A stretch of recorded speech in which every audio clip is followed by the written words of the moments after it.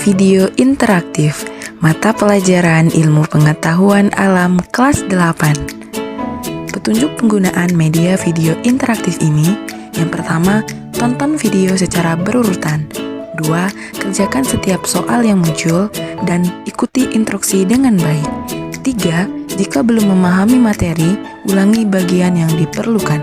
4. Klik link evaluasi untuk mengerjakan soal evaluasi. Lalu, kembali ke video untuk mengakhiri video.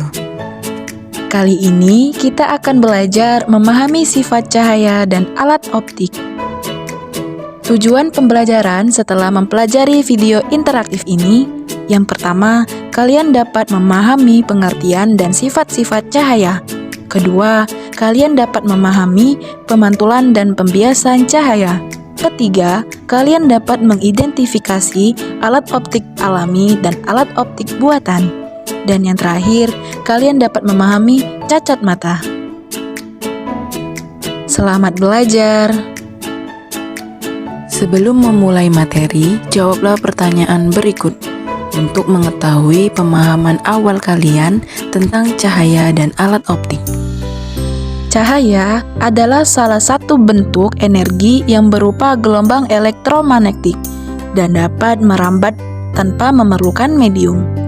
Cahaya memungkinkan manusia dan makhluk hidup lainnya untuk melihat benda di sekitarnya, karena cahaya yang mengenai suatu benda akan dipantulkan dan kemudian ditangkap oleh mata. Seperti contoh matahari, lampu, dan api. Sifat-sifat cahaya. Yang pertama, cahaya merambat lurus. Cahaya dikatakan merambat lurus karena dalam medium yang homogen, seperti udara atau ruang hampa, arah rambat cahaya selalu membentuk garis lurus. Hal ini berarti cahaya tidak membelok dengan sendirinya, selama tidak melewati batas dua medium yang berbeda. Seperti contoh, cahaya dari senter. Kedua, cahaya dapat dipantulkan. Cahaya dapat dipantulkan apabila mengenai permukaan suatu benda. Pemantulan cahaya adalah peristiwa kembalinya cahaya ke medium asal setelah mengenai permukaan benda. Pemantulan terjadi karena cahaya tidak dapat menembus seluruh permukaan benda, terutama pada benda yang permukaannya licin dan mengkilap, seperti cermin dan logam. Pemantulan cahaya dibagi menjadi dua, yaitu pemantulan teratur dan pemantulan tidak teratur. Pemantulan teratur terjadi pada permukaan yang rata dan halus, sehingga berkas cahaya pantul sejajar dan menghasilkan bayangan yang jelas, seperti pada cermin datar. Berbicara tentang cermin, cermin dibagi menjadi 3 jenis. Yang pertama, cermin datar. Cermin datar biasanya seperti ada yang di rumah kita, di mana objek di dalam cermin sama besarnya dengan objek aslinya. Kedua, cermin cekung, contohnya spion mobil dan spion sepeda motor. Ketiga, cermin cembung. Cermin cembung biasanya terletak di bagian jalan atau di bagian lorong jalan, di mana jalan sebelumnya tidak terlihat dari jalan awal. Selanjutnya, pemantulan tidak teratur. Pemantulan tidak teratur terjadi pada permukaan yang kasar sehingga cahaya dipantulkan ke berbagai arah dan tidak membentuk bayangan yang jelas, misalnya pada dinding dan kertas. Ketiga, cahaya dapat dibiaskan. Cahaya dapat dibiaskan apabila cahaya merambat dari satu medium ke medium lain yang memiliki kerapatan optik berbeda, misalnya dari udara ke air atau dari udara ke kaca. Pembiasan atau difraksi cahaya adalah peristiwa pembelokan arah cahaya ketika melewati bidang batas antara dua medium yang berbeda kerapatan optiknya. Pembiasan cahaya terjadi akibat kecepatan cahaya berbeda pada setiap medium. Ketika cahaya masuk dari medium yang kurang rapat ke medium yang lebih rapat, arah cahaya akan dibiaskan mendekati garis normal. Sebaliknya, Jika cahaya keluar dari medium yang lebih rapat ke medium yang kurang rapat, arah cahaya akan dibiaskan menjauhi garis normal. Peristiwa pembiasan cahaya dapat diamati dalam kehidupan sehari-hari, seperti contoh di samping, ada gelas yang diisi oleh air, dan ada sedotan di dalamnya, di mana pada gambar tersebut, posisi sedotan di dalam air berbeda dengan sedotan yang tidak terkena air. Selanjutnya, alat optik. Alat optik adalah alat yang memanfaatkan sifat-sifat cahaya, seperti pemantulan dan pembiasan, untuk membantu penglihatan manusia dalam mengamati benda. Alat optik bekerja dengan cara mengatur arah rambat cahaya sehingga bayangan yang dihasilkan menjadi lebih jelas, lebih besar, atau lebih dekat dari benda aslinya.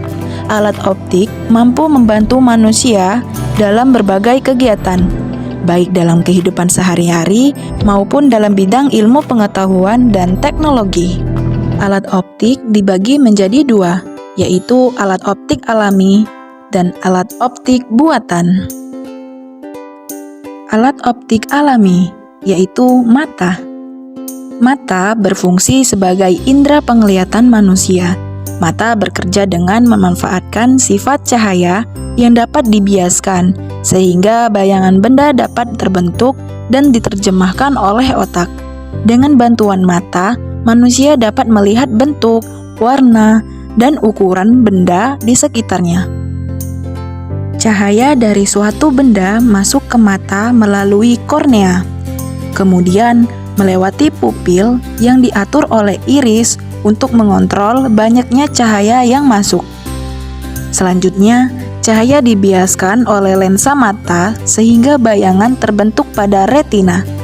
Bayangan yang terbentuk pada retina bersifat nyata, terbalik, dan diperkecil. Bayangan tersebut kemudian diteruskan melalui saraf otak atau saraf optik ke otak sehingga manusia dapat mengenali objek yang dilihat. Mata memiliki kemampuan akomodasi, yaitu kemampuan lensa mata untuk menebal dan menipis, sehingga bayangan benda yang berada pada jarak berbeda tetap jauh, tepat di retina.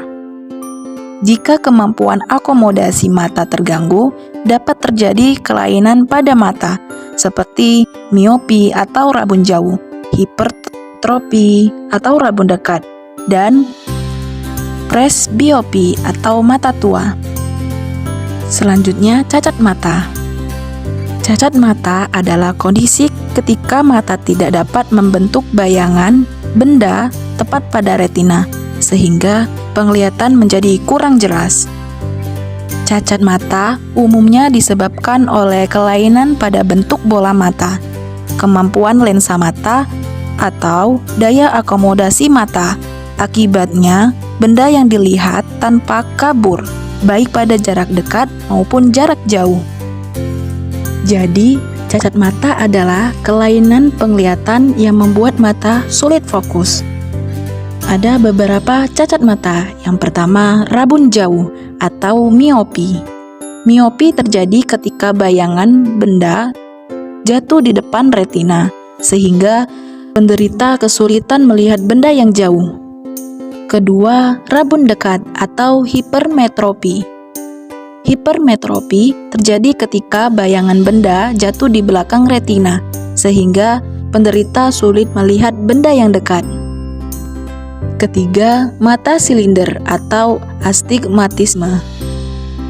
Disebabkan oleh kelengkungan kornea atau lensa yang tidak merata, sehingga bayangan menjadi tidak fokus. Dan yang keempat, mata tua atau presbiopi. Dialami oleh orang lanjut usia akibat berkurangnya kemampuan akomodasi lensa mata. Selanjutnya, alat optik buatan. Alat optik buatan adalah alat yang dirancang oleh manusia dengan memanfaatkan sifat-sifat cahaya, terutama pemantulan dan pembiasan, untuk membantu penglihatan manusia dalam mengamati benda. Alat optik buatan berfungsi untuk memperbesar bayangan memperjelas objek atau melihat benda yang sangat kecil maupun sangat jauh. Contoh alat optik buatan. Yang pertama, kacamata. Kedua, kaca pembesar. 3, mikroskop. 4, kamera. Dan 5, teleskop. Yang pertama, kacamata. Berfungsi membantu mengoreksi cacat mata. Kedua, kaca pembesar. Berfungsi untuk melihat benda kecil agar tampak lebih besar. 3, mikroskop. Berfungsi untuk mengamati objek yang sangat kecil. 4, kamera. Berfungsi untuk menangkap dan menyimpan gambar. Dan yang terakhir yaitu teleskop. Berfungsi untuk mengamati benda-benda langit yang jauh. Terima kasih telah belajar melalui video interaktif ini. Semoga kalian dapat memahami materi tentang cahaya dan alat optik. Untuk melakukan evaluasi pembelajaran video interaktif ini, silakan kalian klik link yang ada di layar ini.